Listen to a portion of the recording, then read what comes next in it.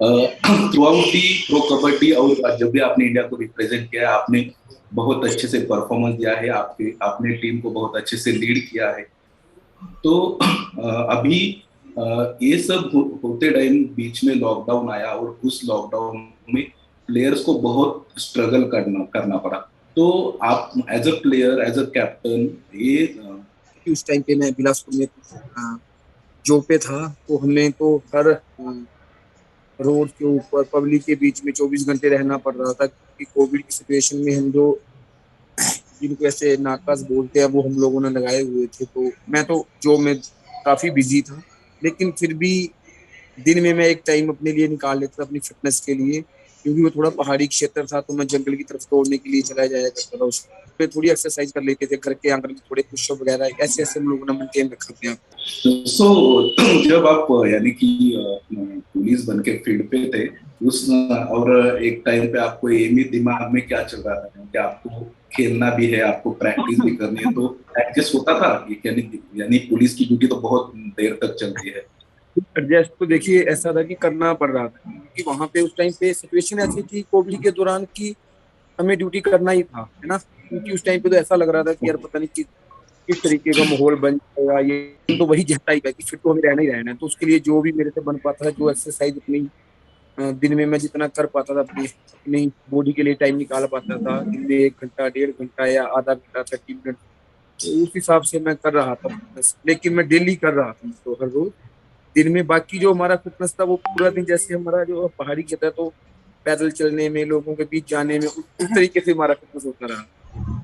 Okay. आप अगर देखोगे तो लॉकडाउन में क्रिकेट है, उसके जो लीग प्रोग्राम पे आप कैसे देख रहे हो प्रो कबड्डी की ओर? अभी तो देखिए बड़े अच्छे से मेंटेन किया है। आपको पता है कि जैसा कि आप आपने सबको बताया गया है कि अभी जैसे ही सीजन शुरू होगा, प्री सीजन के पहले हमें क्वारंटाइन किया जाएगा, उसके बाद हम एक ही होटल में रहेंगे। वहां पे ना किसी को बाहर जाने जाने दिया जाएगा, ना किसी को अंदर एंट्री है। तो ये एक अच्छा एरिया जो है वो तैयार किया गया है प्लेयर्स के लिए, ताकि प्लेयर को कोई दिक्कत ना हो इस कोविड के दौरान। तो ये सब मेंटेन किया गया है हमारी स्टार स्पोर्ट्स और प्रो ने से मिलके एक एरिया जो है। इससे क्या है, काफी उस एरिया से, उस होटल से बाहर नहीं जाएगा, तो नेचुरल है कि वहां पे सब लोग सेफ रहेंगे और हम लोग अच्छा खेलेंगे। ओके। अभी अयोध्या में रिसेंटली अप्रैल में नेशनल गेम्स हुए, आपने उसमें पार्टिसिपेट नहीं किया था, तो उसका बेसिकली रीजन क्या था? जो नेशनल गेम्स उसमें क्या है कि मैं, जैसे कि मैं पुलिस में हूँ, है ना, तो उस दौरान पे जो एक हमारी वेयर अबाउट होती है, वेयर अबाउट भरना होता है हमें नाडा के लिए। तो वो वेयर अबाउट, जैसे कि प्राइम मिनिस्टर हिमाचल में आए थे, है ना, वो अटल होती है नाडा के साथ, ताकि वो कभी भी आके आपका टेस्ट ले सके। तो और एज पर मेरी गाइडलाइन से मैं उस टाइम पे अपना लोकेशन शेयर नहीं कर सकता था। और अगर आप अब भी कभी जाएंगे वहां पे, तो अब तक वहां पे सिग्नल नहीं है ना, अटल टनल के पास, क्योंकि वहां काफी बर्फबारी होती है। तो उस दौरान हमारा जो कम्युनिकेट नहीं हो पाया एक दूसरे से। तो उस दौरान उनको लगा कि पता नहीं अजय ठाकुर हमारा जानबूझ के फोन नहीं उठा पा रहा, या उन्होंने जानबूझ के अपना वेयर बाउटा जो नहीं भरा है। तो उन्होंने फिर उसमें क्या किया कि अनडिसिप्लिन का करके मेरे ऊपर वेयर बाउट के चार्ज ही लगा दिए।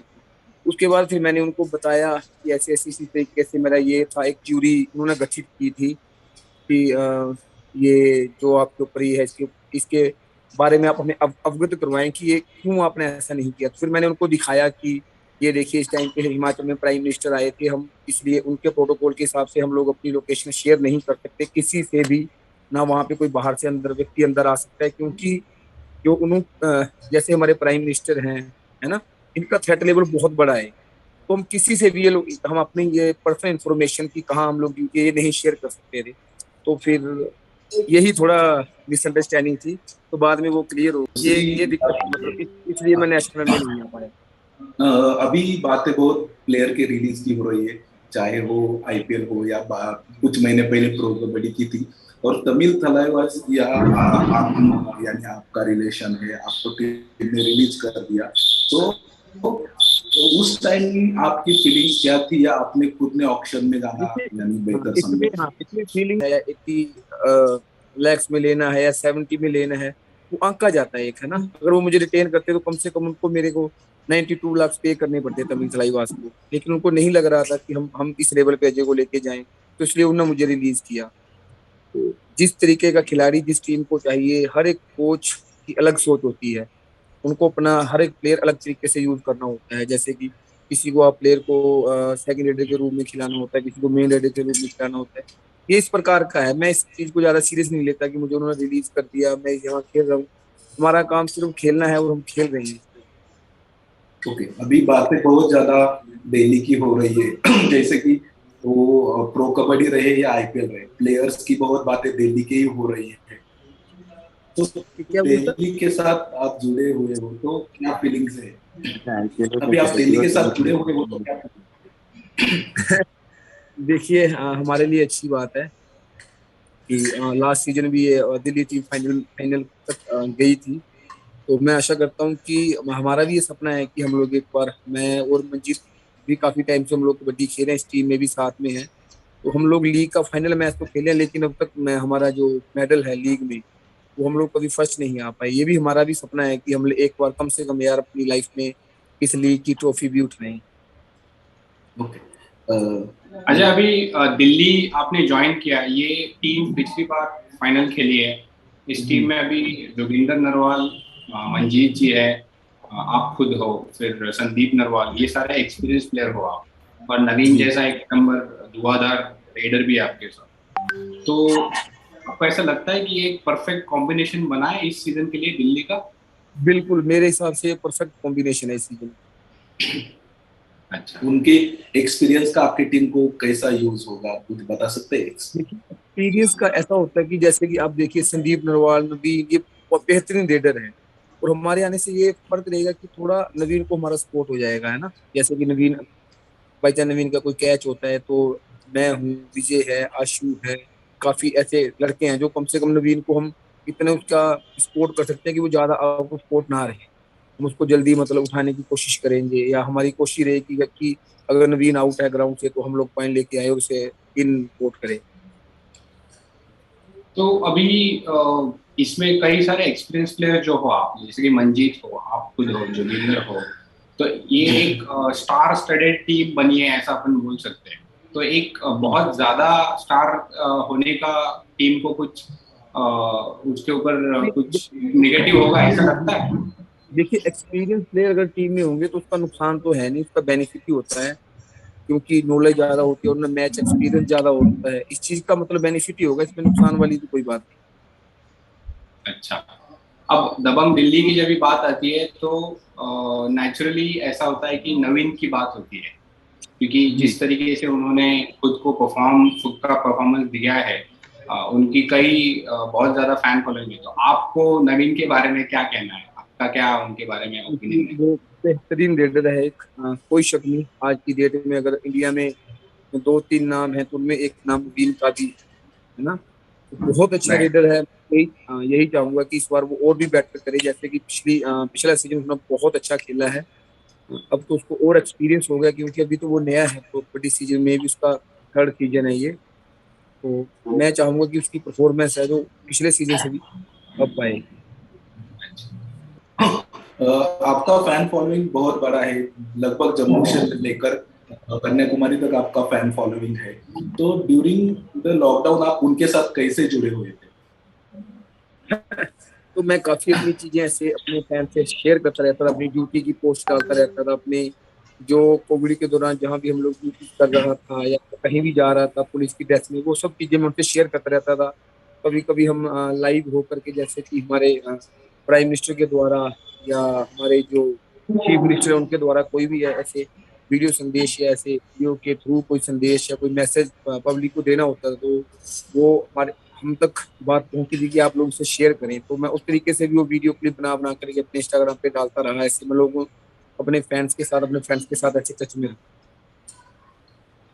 और एक यानी बात, आपने पहले आप तमिल तलाईवास के साथ साथ थे, अभी आप दबंग दिल्ली के साथ हैं।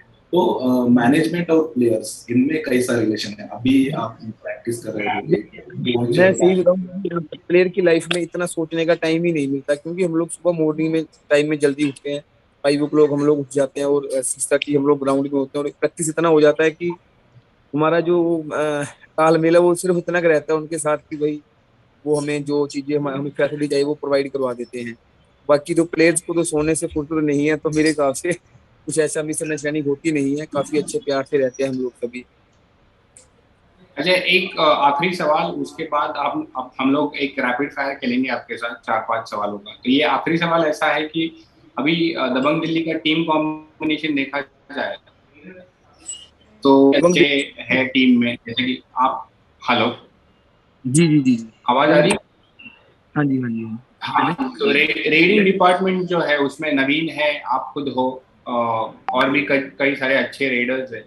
तो डिफेंस में कहीं पे टीम को थोड़ा सा इम्प्रूव करना पड़ेगा या इम्प्रूव करने की जरूरत है, ऐसा लगता है, या नहीं आपको क्या? ऐसा कुछ नहीं है, नहीं नहीं नहीं ऐसा कुछ नहीं है, क्योंकि काफी एक्सपीरियंस प्लेयर हमारी टीम में है। मंजीत और जीवा कुमार हैं जो लेफ्ट एंड राइट कवर संभाल रहे हैं, जोगिंदर जी हैं, संदीप नरवाल हैं। तो मुझे नहीं लगता कि ऐसा कोई इशू है टीम। अच्छा, एक रैपिड फायर खेलेंगे अजय। सवाल का जवाब आपको जितना जल्दी हो सके उतना जल्दी देना है इसका। पहला सवाल है, डीएसपी अजय ठाकुर और इंडियन कैप्टन अजय ठाकुर, आप क्या ज्यादा पसंद करते मैं इंडियन कैप्टन अजय ठाकुर ज्यादा पसंद करता हूँ। हैं? अच्छा, आपके कबड्डी करियर का सबसे ज्यादा memorable moment? World cup 2016। Anup Kumar या मंजीत चिल्लर, आपका पसंदीदा खिलाड़ी? पसंदीदा खिलाड़ी, देखिए वो रेडर हैं, ये डिफेंसर हैं, तो इसमें अगर आप रेडर्स या डिफेंसर की, मैं दोनों में वो मेरे लिए रेडर्स में फेवरेट है और ये डिफेंस के फेवरेट है। अच्छा, बेंगलुरु बुल्स, पुनेरी पल्टन और तमिल थलाइवास, इसमें से कौन से ज्यादा एक्सपीरियंस ज्यादा आपके लिए मेमोरेबल रहा है? मेरे लिए तमिल थलाइवास। तमिल थलाइवास।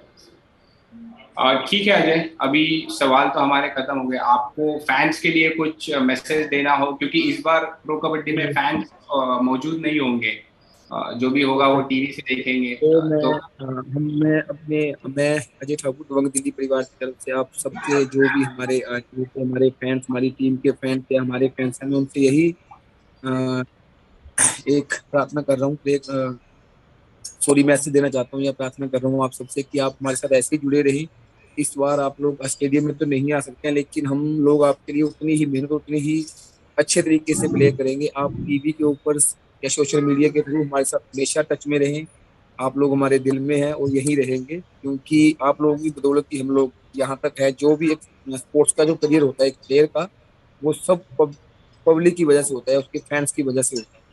तो मैं यही उम्मीद करूंगा कि आप सब हमारे साथ उतना ही प्यार बनाए रखें जितना कि आप लोगों ने हमें पहले सीजन से अब तक दिया है। Thank you Ajay. सो अभी आपको खेल कबड्डी की टीम की तरफ से अपकमिंग प्रो कबड्डी सीजन के लिए बहुत सारी बधाइयाँ। आपका खुद का थैंक परफॉर्मेंस यू भी बहुत थैंक अच्छा हो, ऐसी आपको थैंक बधाइयाँ। You thank you. Thank you so much.